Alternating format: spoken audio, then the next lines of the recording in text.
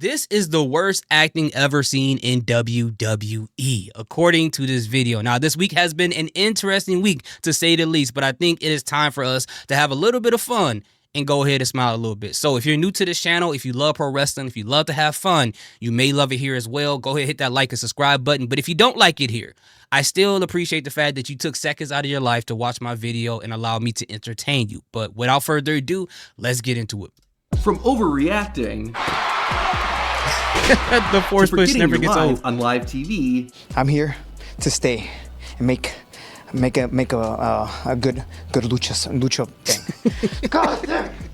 This is the worst WWE acting you will ever see. Apologies in advance. Usually, you don't have the Undertaker and bad acting in the same sentence, but even the dead man hit some bumps in the road. After Kane debuted, the Big Red Machine spent months targeting his older brother, the Undertaker. The storyline was pretty dark, and on one episode of Raw, Kane and his manager, Paul Bearer, dug up the caskets of Kane and Undertaker's parents. Not only that, but Kane chokeslammed Undertaker through one of them. Dang. However, the moment was made a lot less serious when fans clearly saw Undertaker adjusting his shirt so that his stomach wasn't visible.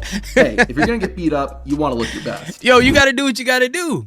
You gotta do what you gotta do. Undertaker said, I don't care what part of my body is broken, they will not see this belly. Now, it's funny now because y'all got all these options. Y'all got Ozempic, y'all got DLCs for sculpted abs, y'all can install abs. Now, there are all this crazy stuff, but back in the day, it take 3 to 6 business months to get one ab on your stomach. Right? That's just how the abs would come in slower than the iPhone on the tariff. Like it was crazy. It was crazy, but I get it, man. And that's why my grandpa back in the day, really quick, he would say, when you go out the house, make sure you have clean underwear on, because if you slip and fall and you got to go to the hospital, that's what they're going to see. So you just got to make sure, you know, you in your best look possible if something were to happen. That's all I have to say about that. This is the reason there's a weight limit for the cruiserweight division. There is absolutely no way. Oh, this. I guess there's a reason he doesn't do that often. I don't know what's worse, the fact he didn't make the jump or that the wrestlers below acted like he did. There's an art to throwing. I'll just say AJ Francis is doing tremendous in the independent scene, in my personal opinion. I'll just say that. Punches in wrestling that makes it look believable. This guy clearly doesn't know that art. It looks like you could drive a car in the space between his fist and his opponent's body. Not selling also, is anyone going to explain why this ring only has 2 ropes? Actually, is somebody going to explain why they just took one of the painters and made him a referee? Like, he's just like he came from the Hall of Padded Walls. Like, what is that? Explain why this ring only has 2 ropes. Actually, talking about bad punches, this guy's offense isn't much better. I don't know what's worse, his hands or the fact that his opponent is pretending like it actually hurts. That was part of his gimmick, though. Dean Ambrose was another wrestler who was just cool, but also like The Undertaker, Dean also had his occasional goofy moments. During SummerSlam 2016, Ambrose was fighting Dolph Ziggler. The Ziggy Man hit a super kick on the outside, but Dean's reaction wasn't exactly believable. Although, maybe this is just how Ambrose thought you were supposed to sell kicks to the head. Remember how he reacted when Seth Rollins curb stomped him? But that's when Dean was just done with WWE. He didn't care. Could do a lot of things, but using a chair wasn't one of them. During an episode of WCW Nitro, the Hulkster grabbed a folding chair and attacked the Giant. Well, as long as you consider light taps on the head an attack. Speaking of Hogan, remember that time he forgot how to do a move? The ending of The Undertaker and Hulk Hogan's match at Judgment Day 2002 was supposed to be Taker giving Hogan a chokeslam. However, the Hulkster forgot how to take it, leading to a bad finish. It was so bad that WWE actually erased it from history, hoping fans would forget. Now, at least Hulk Hogan remembered how the match was supposed to end. This next wrestler actually forgot how to finish the match. In 2014... You know, honestly, I remember seeing that. I don't honestly think that he forgot how to do it. I feel like at that point, like, I'm not making excuses for him. Maybe he did forget, but I feel like that he was so tired that he didn't want to hop up to put himself in position for Undertaker to slam him. That's what it felt like to me. And he was just like waiting to like catch his breath and probably gain his strength so he could finally take the chokeslam from the Undertaker. Because even when the Undertaker performed the chokeslam on him, he didn't even jump up. He just kind of fell back and rocked into it, if you look at it. Rusev and the Great Khali clashed on Raw. To end the fight, Rusev put Khali in the Accolade. However, Khali didn't react. The referee actually had to remind the Great Khali he was supposed to tap out. Did he fall asleep? And Khali taps out. Now, it's one thing for a wrestler to forget a move, but what about when the referee forgets the rules of the match? No. In 2013, fans were treated to a mixed tag team match when AJ Lee and Big E took on Natalya and the Great Khali. To end the fight, Natalya locked in the sharpshooter and got AJ to tap out. However, the referee didn't call for the bell. Hey, the NFL's got a spot for that official. Natalya and AJ Lee ended up having to redo everything, and this time the referee called it. If you've ever wondered... Man, can you imagine? First and foremost, think about what Vince McMahon was thinking when that happened. And then think about the referee when he had to go see Vince McMahon after all that happened. I don't even want to know what was said in that room, because they're going to have a whole nother documentary about Vince McMahon if this happens again, right? But, man, that's crazy. That's Why crazy. WWE immediately paired Brock Lesnar with Paul Heyman? Then you've never heard Lesnar speak. Seth Rollins, I'm coming for you, boy. And I'm coming hard. At SummerSlam in 2003, Brock Lesnar fought Kurt Angle in a rematch after their infamous WrestleMania bout. Not only did Lesnar lose the SummerSlam match, but he also tapped out. A few days later on SmackDown, Brock got on the mic and demonstrated exactly why he shouldn't have. You see, I never tapped out. It never happened. Well, man, it happened, but it really didn't happen, you see. Whose idea was That's what happens when you get into an argument with your girl and you know you 100% wrong and she got you dead to rights, but you got to say it with all your chest. It starts, as you start to make your argument, it starts to sound stupid the more you talk, but you can't back down because your pride won't let you. to make Brock Lesnar talk. Even when he's trying to be intense, Brock Lesnar's voice won't let him. And you won't say that to his face. Do this! Come back that second time. He may be walking away, but... Dang. Now this is either the worst acting or the best, depending on your point of view. Shawn Michaels.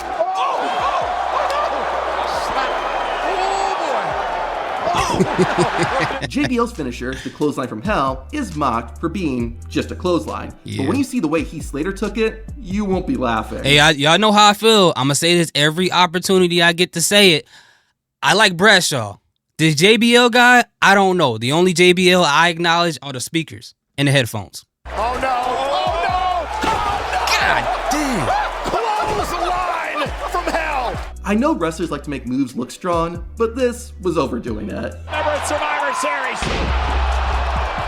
Keith Lee with a spirit bomb. For some reason, if your last name is McMahon, it's legally impossible for you to take a Stone Cold Stunner correctly. Steve Austin famously gave Vince McMahon a stunner back in 1997 that looked awful, but 25 years later, McMahon somehow was able to make it look even worse. Dude, that was sad to watch. It's not just Vince McMahon who can't take a stunner. His wife couldn't either.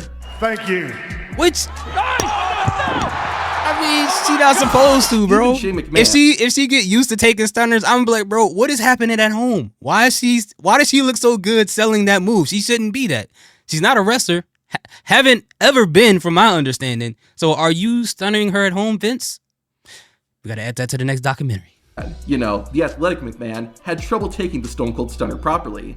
Honestly, I think Stephanie is the only McMahon who can do it right. Batista has become arguably the best wrestler turned actor. However, during his time in WWE, it was somewhat questionable. Basketballs don't hold grudges.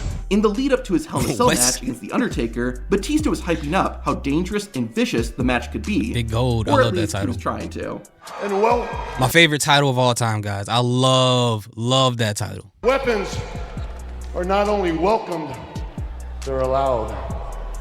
I think you got those two verbs mixed up, Batista. Although, to be fair, I can at least Yeah. understand what Batista is saying. This other guy, I haven't got a Ahmed clue. Johnson, bro. You want a game fight? You got it, Drew. Does anybody want me? I'm right here. This is Ahmed Johnson, and he could do just about anything, except talking. If you ain't ready, well, I was ready to make my life. No, I was dead years ago. What? All I got now is me and them. However, his worst What and the- therefore best acting was featured in the WWE Warzone video game. Captions come courtesy of Sonny Bones. Yo, I forgot about that game. I used to play that all the time. Listen up, punk. That little ass body of yours can't possibly deal with the ass whipping I'm going to give you in the ring. If you want to step up to play G, bring it on. Because I forgot. Yo, the caption, what is happening? What? Bacon off. Who? With the ass whipping I'm going to give you in the ring. Gimp you, eat a If reef. you want to You wanna step step up up to to play punch G, bring me? it on. Bacon off. I got to take my medication in the morning, and I'm in a real bad mood. Normally, I would I understood what he said. He said, you're not going to be able to handle me, basically. I didn't take my medication this morning, and I'm in a really bad mood. So he's basically suggesting that he's crazy enough to do something to him that he don't want to be done to him, or whatever that means. But yeah, I don't know, bro. Maybe he should voice the Tasmanian Devil if they do a live-action movie, because he seemed like he'll be perfect for that part. Salute to Ahmed. Stop hurting people. say get this guy a manager, but I'm glad they didn't. CM Punk might be the best in the world, but he wasn't always. During his time as an independent wrestler, Punk was wrestling a match and threw a steel chair at his opponent. However, the chair never hit his opponent's head. Despite that, the guy acted like he was Mankind during the 1999 Royal Rumble.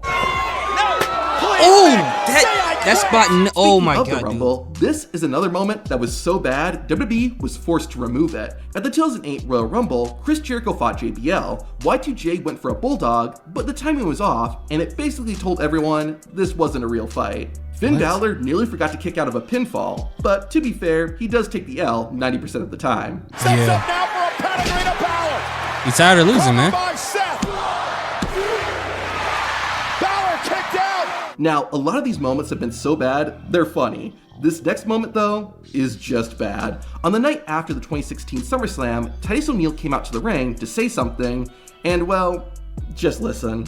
Now last night earlier tonight you guys heard that the New Day talking about winning the WWE Tag Team Champions, becoming the WWE Tag Team Champions last summer, right here in Brooklyn. Now what you all forget sometimes is that going into that match, that the Primetime Players were your tag team champions before going in. Man, that was bad. But it wasn't nearly as embarrassing as what happened to Trish Stratus during her match. To see it for yourself, Titus, that was pretty bad, bro. There's some LFG promos that isn't as shaky as that. There's something that's worse, but as shaky as that. What I consider the worst acting ever in WWE, I think that's a stretch. I think there's at least 6 or 7 other situations they could have put on this list and removed some of this stuff. Like, this other stuff is light compared to like a lot of the worst things I've seen in the past of WWE. But anyway, what do you guys think? Are these the worst acting you ever seen in WWE? If there's other things that can go in their place, let me know in the comment section. Let me know how you feel today. Remember, we are doing a live stream tonight with the Flex Zone podcast for Friday Night SmackDown. Also, I have some reaction videos with Russell Chop. Go to his channel, hit subscribe button. It will be in his Patreon. And I think I got my interview with the Holy podcast is coming up soon. I'll post a link of it in my posts on YouTube and on Instagram and TikTok once that becomes available. But again, thank you guys so much for supporting me. I really greatly appreciate it from you guys. Your understanding, your patience, and everything like that. You guys mean the world to me. I promise you do. But anyways, thank you guys so much. Salute, peace. Have a great day.